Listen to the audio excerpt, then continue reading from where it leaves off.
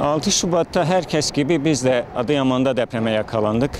Evimiz ağır hasarlı, ofisim orta hasarlı, haliyle konteynerde hayat sürüyoruz.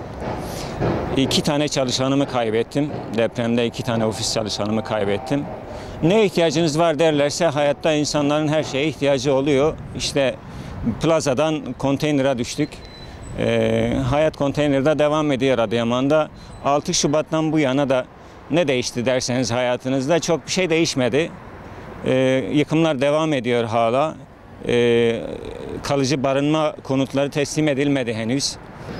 Şubat'tan sonra bir süre gazete baskısına yaklaşık 2 ay kadar ara verdik.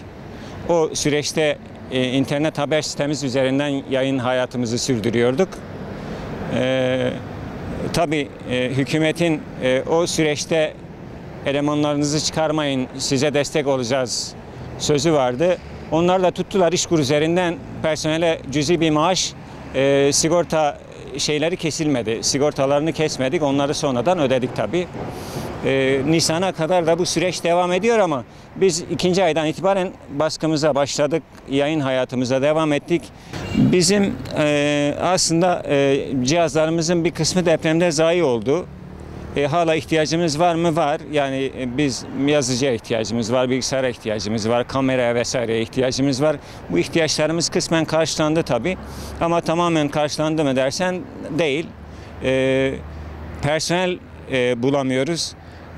TYP'den 9-10 bin tane eleman alınmış çeşitli kurumlara.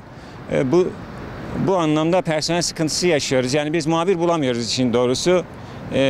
2 tane elemanı kaybetmekle de çok büyük bir boşluk yaşadı. Mesela Güne Bakış gazetesi adına söylüyorum.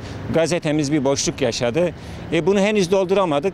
Bunun için çırpınıyoruz. Bütün gazeteci arkadaşlarımızın 10. Gazeteci Gününü kutlar. Vefat eden gazeteci arkadaşlarımızın Allah'tan rahmet dileriz.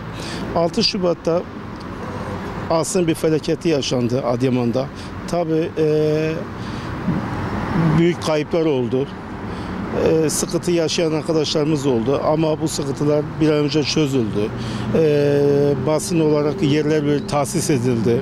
Basın kurulu tarafından yayın yapan arkadaşlarımıza gerekli destekler verildi. Burada özellikle basın kuruluna yetkililere teşekkür ederim.